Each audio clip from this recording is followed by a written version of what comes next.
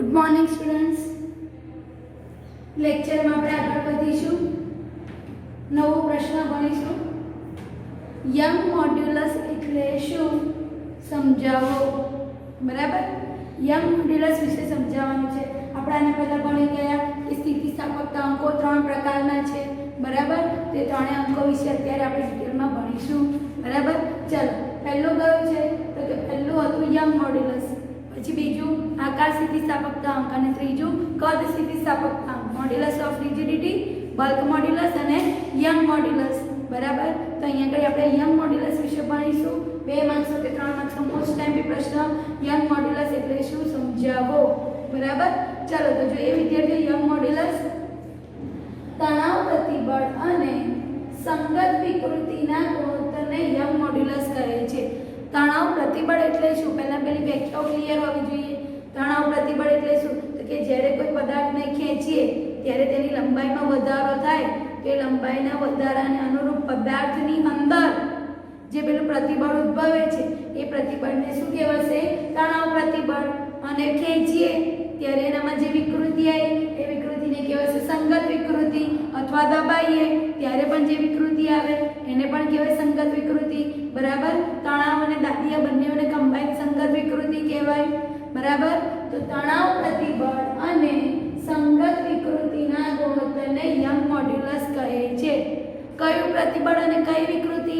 તણાવ પ્રતિબળ. જો કોઈ પણ સ્થિતિસ્થાપક અંક હશે એ બધામાં સેમ જ હશે, પ્રતિબળ ભાગ્યા વિકૃતિ.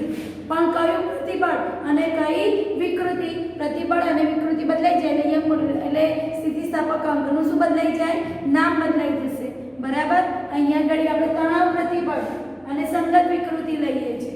બરાબર, કોઈ પણ એક પ્રતિબળ હશે ને કોઈ પણ એક વિકૃતિ હશે, એ બંનેનો ગુણોત્તર હશે એટલે અહીંયા સ્થિતિસ્થાપક અંક હશે.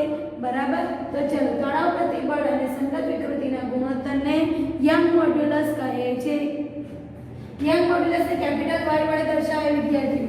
બરાબર, અને યંગ મોડ્યુલસ એક પ્રકારનો સ્થિતિસ્થાપક અંક છે કે લંબાઈ બદલાય અથવા તો લંબાઈમાં કંઈક એરર આવે તો એને અનુરૂપ એનામાં કેટલું પ્રતિબળ આવ્યું. બરાબર, તો એ પ્રતિબળ અને વિકૃતિ એ બંનેનો ગુણોત્તર છે અને આ અચળ છે. એ તમને એક ટેબલમાં આપેલું છે તમારી બુકમાં. દરેક વસ્તુના યંગ મોડ્યુલસ અંકો આપેલા છે. બરાબર, એ અંકો તમારે યાદ રાખવાના નથી. એક્ઝામમાં તમને યંગ મોડ્યુલસ આપેલું હશે, ધારો કે યંગ મોડ્યુલસ ઓફ કોપર તો YCU આવી રીતે લખેલું હશે. YCU ઇઝ ઇક્વલ ટુ આટલા, તમને યંગ મોડ્યુલસ આપેલું હશે. બરાબર, ધારો કે એલ્યુમિનિયમનો યંગ મોડ્યુલસ તો YAL કરીને લખેલું હશે. તમારે યંગ મોડ્યુલસ યાદ રાખવાના નથી. બરાબર, તો ચાલો જોઈએ વિદ્યાર્થીઓ. તણાવ પ્રતિબળ ભાગ્ય સંગત વિકૃતિ. પ્રતિબળને આપણે સિગ્મા વડે દર્શાવીએ છીએ, વિકૃતિને E વડે દર્શાવીએ છીએ, યંગ મોડ્યુલસને Y વડે દર્શાવીએ છીએ. તો Y is equal to sigma upon E. બરાબર, પણ આ તો પ્રતિબળ છે વિદ્યાર્થીઓ. તો પ્રતિબળ એટલે શું? તો પ્રતિબળ એટલે આપણને ખબર છે કે પ્રતિબળ એટલે એકમ ક્ષેત્રફળ દીઠ ઉદ્ભવતું પુનઃસ્થાપક બળ F/A. વિકૃતિ એટલે શું? સંગત વિકૃતિ તો કે ડેલ્ટા L/L. આગળ તમે ચોપડો જોશો તેમાં હશે. બરાબર, વિકૃતિ અહીંયા સંગત વિકૃતિ કહે છે લંબાઈમાં થતો ફેરફાર ભાગ્યા મુખ્ય લંબાઈ એટલે ડેલ્ટા L/L. આ ઇક્વેશનને થોડો સેટ કરીએ. આ A છે ડેલ્ટા L ની બાજુમાં જતો રહેશે છેદમાં, છેદનો છેદમાં, અને છેદ છે શેમાં ગોઠવાઈ જશે, અંશમાં ગોઠવાઈ જશે. તો F * L. કેપિટલ L છે કે મુખ્ય લંબાઈ છે કોઈ વસ્તુ અથવા કોઈ પદાર્થની મુખ્ય લંબાઈ છે. ડેલ્ટા L એની લંબાઈમાં થતો ફેરફાર છે. એ r છેદનું ક્ષેત્રફળ છે અને F એ ઉદ્ભવતું પુનઃસ્થાપક બળ છે. બરાબર, તમને કોઈ રકમમાં પૂછ્યું હોય કે ભાઈ આપેલા ધાતુનો યંગ મોડ્યુલસ શોધો, તો આ દરેક વસ્તુઓ આપેલી હશે એને સોલ્વ કરીશું એટલે તમને શું મળી જશે, યંગ મોડ્યુલસ મળી જશે.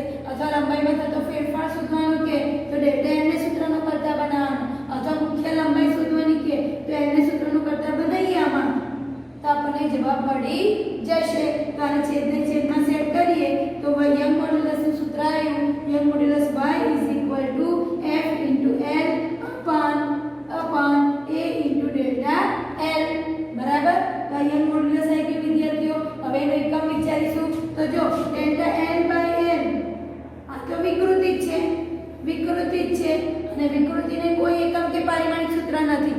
વિકૃતિ પરિમાણ રહિત એકમ રહી છે અને એમ પણ તમે વિચારો તો જો આ મીટરમાં મપાય, લંબાઈમાં થતો ફેરફાર અને મુખ્ય લંબાઈ પણ ધારો કે મીટરમાં માપીએ તો મીટર ઉડી જશે બરાબર. તો એકમ અને પરિમાણિક સૂત્ર માત્ર આ બંનેને કારણે જ મળશે બરાબર. તો ચાલો આનો એકમ શું થશે તો કે આનો એકમ થશે ન્યૂટન અને આનો એકમ શું થશે ક્ષેત્રફળ છે એટલે મીટર સ્ક્વેર ન્યૂટન પર મીટર સ્ક્વેર અથવા પાસ્કલ બરાબર. ન્યૂટન પર મીટર સ્ક્વેર એકમ ક્ષેત્રફળ પર લાગતું બળ એને કહેવાય દબાણ અને દબાણનો એકમ છે પાસ્કલ એટલે અહીંયા આગળ મેં લખ્યું છે પાસ્કલ બરાબર. ચલો એનું પારિમાણિક સૂત્ર વિચારીએ તો પારિમાણિક સૂત્ર ન્યૂટનનું કેટલું તો ન્યૂટનનું m1 L1T - 2 અને નીચે મીટર સ્ક્વેર એટલે L2 ઉપર જશે એટલે માઈનસ થઈ જશે બે માંથી એક જશે એટલે 1 તો m1 L-1 અને T-2 બરાબર. જે યંગ મોડ્યુલસનું પારિમાણિક સૂત્ર છે ને યંગ મોડ્યુલસનો એકમ છે. આગળ વધીએ વિદ્યાર્થીઓ. ધાતુઓ માટે યંગ મોડ્યુલસના મૂલ્યો વધારે છે. મેં તમને કહ્યું તમારી બુકમાં એક ટેબલ આપેલું છે ચેપ્ટર 9 માં યંગ મોડ્યુલસના મૂલ્યો યંગ મોડ્યુલસ અંક અને એના મૂલ્યો આપેલા છે બરાબર. તે એ ટેબલ પરથી આપણે કહી શકીએ કે ધાતુ માટે યંગ મોડ્યુલસના મૂલ્યો વધારે છે. ઘન પ્રવાહી અને વાયુ એવી અલગ અલગ આપેલા છે એમાં ધાતુઓ જે છે એ ધાતુઓના યંગ મોડ્યુલસના મૂલ્યો કેવા છે વધારે છે. તેથી ધાતુની લંબાઈમાં નાનો ફેરફાર કરવા માટે મોટા બળની જરૂર પડે છે. સિમ્પલ લોજિક છે. ધાતુનો કોઈ પણ એક ધાતુનો તાર હોય એ તારની લંબાઈ તમારે વધારવી છે તો તમારે બળ કેવું આપવું પડે છે વધારે આપવું પડે છે ને. ધારો કે રબર છે તો રબરની લંબાઈ તમારે વધારે છે તો ઈઝીલી વધી જશે. પણ લોખંડનો તાર છે અને એની લંબાઈ તમારે વધારે છે તો તમારે શું કરવું પડશે તારને ગરમ કરવો પડશે. તાર ગરમ થશે પછી તમે એને ખેંચશો એટલે એની લંબાઈ શું થશે વધશે. એટલે કોઈ પણ ધાતુ હોય કોઈ પણ ધાતુ એની લંબાઈમાં ફેરફાર કરવો હોય કાં તો એની લંબાઈ વધારવી હોય કાં તો એની લંબાઈ ઘટાડવી હોય બરાબર. કોઈ પણ ફેરફાર કરવો હોય તેમાં વધારે બળ આપવું પડે છે. કેમ વધારે બળ આપવું પડે છે કેમ કે એના યંગ મોડ્યુલસના મૂલ્યો ઘણા વધારે છે બરાબર. જોઈએ ફોર એક્ઝામ્પલ એમાંય પાછું ધાતુઓમાં પણ જોઈએ કે એલ્યુમિનિયમનો સ્થિતિસ્થાપક અંક એટલે કે એલ્યુમિનિયમનો યંગ મોડ્યુલસ એ પિત્તળ અને તાંબા કરતાં વધુ છે. જોઈ લો તમે ટેબલમાં જોઈ શકો છો તમારી બુકમાં ટેબલ આપી છે એમાં જુઓ પિત્તળનો યંગ મોડ્યુલસ જુઓ અને તાંબાનો યંગ મોડ્યુલસ જુઓ અને બંને કરતાં એલ્યુમિનિયમનો યંગ મોડ્યુલસ વધારે છે બરાબર. એલ્યુમિનિયમનો યંગ મોડ્યુલસ વધારે છે મતલબ એલ્યુમિનિયમ વધુ સ્થિતિસ્થાપક છે. એટલે એક સંજોગોમાં લોખંડની વસ્તુ પણ તૂટી જશે પિત્તળની વસ્તુ પણ તૂટી જશે પણ એલ્યુમિનિયમ વધુ સ્થિતિસ્થાપક છે એટલે એની પર જેટલું પણ બળ લાગે એ વધારે બળ સહન કરવાની ક્ષમતા રાખે છે. એલ્યુમિનિયમનો તાર ખેંચાશે એકદમ પાતળો થશે પણ તૂટશે નહીં. જ્યારે લોખંડનો તાર અમુક હદ પછી શું થઈ જાય તૂટી જશે જ્યારે એલ્યુમિનિયમનો તાર તૂટશે નહીં. આથી એલ્યુમિનિયમનો ઉપયોગ આજકાલ તમે જુઓ છો મોટી મોટી કંપનીઓમાં સ્ટેનલેસ સ્ટીલ નો ઉપયોગ થાય છે. મોટી મોટી કંપનીઓમાં જે મશીનરી બનાવવાની હોય અથવા જે ડિઝાઇનો બધી બનાવવાની હોય છે બરાબર. હેવી સ્ટ્રક્ચરની જે ડિઝાઇનો બનાવવાની હોય છે તે ડિઝાઇનમાં શાનો ઉપયોગ થાય છે તો કે એલ્યુમિનિયમનો ઉપયોગ થાય છે. કેમ એલ્યુમિનિયમનો કેમ કે એલ્યુમિનિયમ એ વધુ સ્થિતિસ્થાપક છે એ વધારે બોજ સહન કરી શકે છે અને તો પણ તૂટતું નથી બરાબર વિદ્યાર્થીઓ. તો આ તમારે લીટી યાદ રાખવાની છે. એક માર્ક્સ એમસીક્યુમાં કદાચ પૂછાઈ શકે કે કોનો સ્થિતિસ્થાપક અંક નીચેનામાંથી કોનો સ્થિતિસ્થાપક અંક વધારે છે એલ્યુમિનિયમ પિત્તળ અને તાંબુ તો જવાબ આવશે એલ્યુમિનિયમ બરાબર. પછી આગળ જોઈએ કોના સ્થિતિસ્થાપક અંકો સૌથી ઓછા છે તો તમે જોશો લાકડું કોન્ક્રીટ હાડકું અને કાચના યંગ મોડ્યુલસ એટલે જલ્દી તૂટી જાય. જો હાડકું તમે આમ કરશો તો ફટાક થઈ જશે કાચ તૂટી જશે કોન્ક્રીટ તૂટી જશે લાકડું પણ તૂટી જશે ખેંચાશે નહીં. લાકડું ખેંચી શકો ના પછી હાડકું ખેંચી શકો ના એને ખેંચવા જઈએ તો શું થઈ જશે તૂટી જશે. કેમ કેમ કે એના યંગ મોડ્યુલસ સૌથી ઓછા છે બરાબર વિદ્યાર્થીઓ. તો અહીંયા યંગ મોડ્યુલસની થિયરી પૂરી થઈ. થિયરી 3 માર્ક્સની પૂછાઈ શકે કેટલી વસ્તુ લખવાની તો પહેલી યંગ મોડ્યુલસની વ્યાખ્યા લખવાની. શું લખવાનું તો કે તણાવ પ્રતિબળ અને સંગત વિકૃતિના ગુણોત્તરને યંગ મોડ્યુલસ કહે છે તેને y વડે દર્શાવાય. યંગ મોડ્યુલસ તણાવ પ્રતિબળ ભાગ્યા વિકૃતિ. તણાવ પ્રતિબળને સિગ્મા વડે દર્શાવાય વિકૃતિને e વડે દર્શાવાય તો y સિગ્મા અપન e. સિગ્મા એટલે f/a અને e એટલે એરર વિકૃતિ ડેલ્ટા એલ બાય એલ. આ સમીકરણને સેટ કરીએ તો યંગ મોડ્યુલસનું સમીકરણ બન્યું FL upon A delta L. ચલો L delta L by L આ તો વિકૃતિ થઈ ગઈ અને વિકૃતિ તો પરિમાણ રહિત છે તો યંગ મોડ્યુલસનો એકમ શું બનશે તો કે F બાય A પરથી F નો એકમ થશે ન્યૂટન, A નો એકમ થશે મીટર સ્ક્વેર અને ન્યૂટન પર મીટર સ્ક્વેર કહો કે પાસ્કલ કહો બંનેનો મતલબ એક જ છે. એનો એકમ બની ગયો. એના પછી એનું પારિમાણિક સૂત્ર બનાવ્યું, પારિમાણિક સૂત્ર બરાબર. પછી કોના યંગ મોડ્યુલસ વધારે તો કે ધાતુના યંગ મોડ્યુલસ વધારે એટલે વધુ સ્થિતિસ્થાપક છે. ધાતુમાં કોનો વધારે તો કે એલ્યુમિનિયમનો. કોના કરતા પિત્તળ અને તાંબા કરતા બરાબર. આથી તેનો ઉપયોગ હેવી ડ્યુટી મશીનરીમાં અને ગ્રાફિક ડિઝાઇનિંગમાં સ્ટ્રક્ચરલ ડિઝાઇનિંગમાં તેનો ઉપયોગ થાય છે.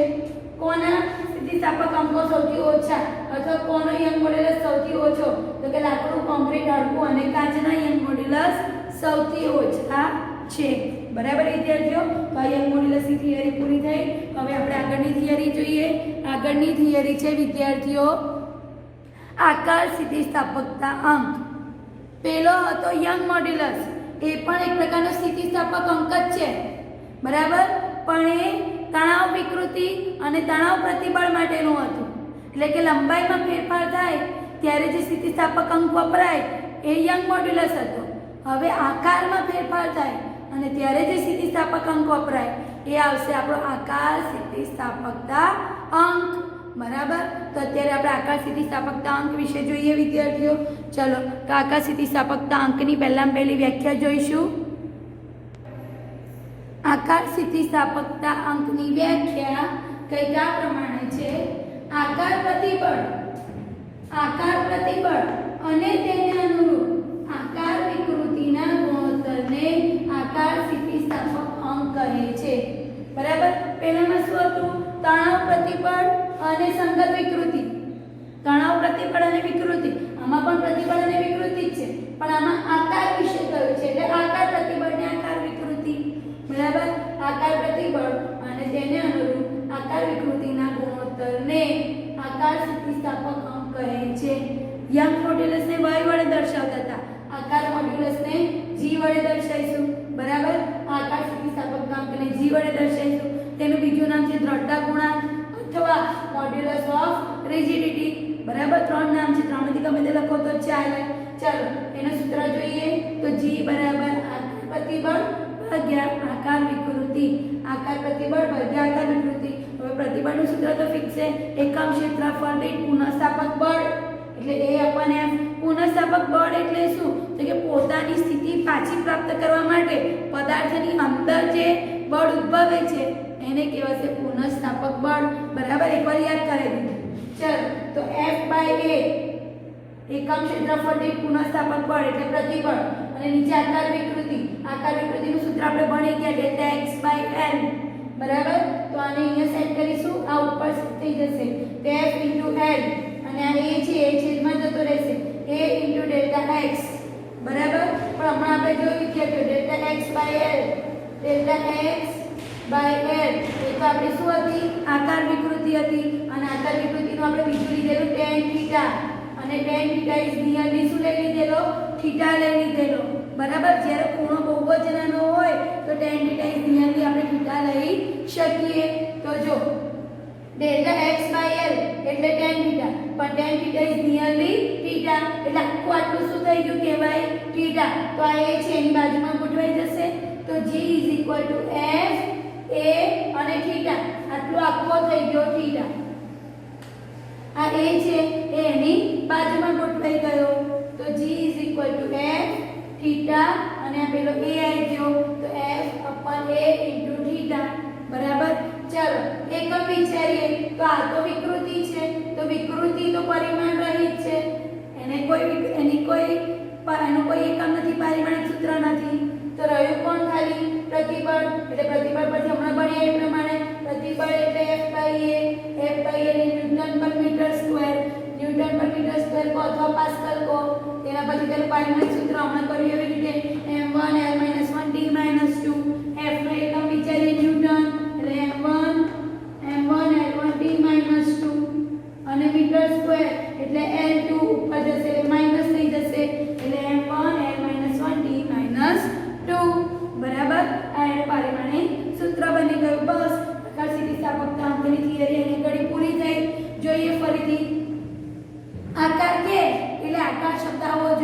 આકાર પ્રતિબળ અને તેને અનુરૂપ આકાર વિકૃતિના ગુણોત્તરને આકાર સ્થિતિસ્થાપકતા અંક કહે છે. તેને શેના વડે દર્શાવાય છે? G વડે દર્શાવાય છે. તેનું બીજું નામ શું છે? દ્રઢતા ગુણાંક અથવા મોડ્યુલસ ઓફ રિજિડિટી. તો G આકાર પ્રતિબળ અપન આકાર વિકૃતિ. તો આકાર પ્રતિબળ એટલે F/A, આકાર વિકૃતિ એટલે ડેલ્ટા x/L. તો આને સેટ કરી દઈએ. A અહીં જતો રહેશે, L ઉપર જતો રહેશે. તો FL અપન A ડેલ્ટા x. હજુ બીજી એક રીતે સેટ કરીએ.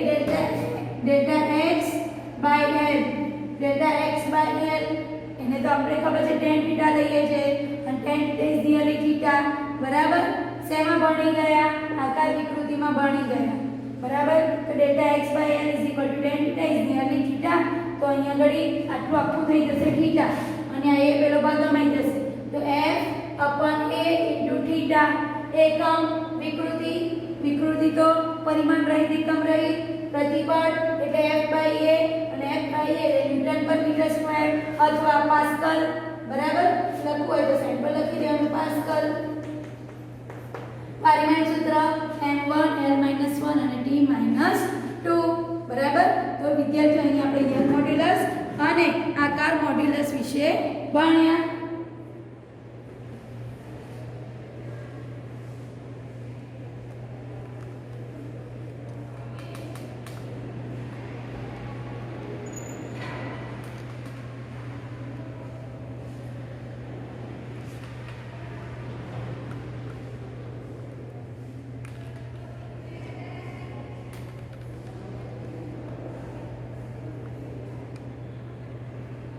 ઉદાહરણ 9.1 જેની રકમ મેં શોર્ટમાં લખેલી છે.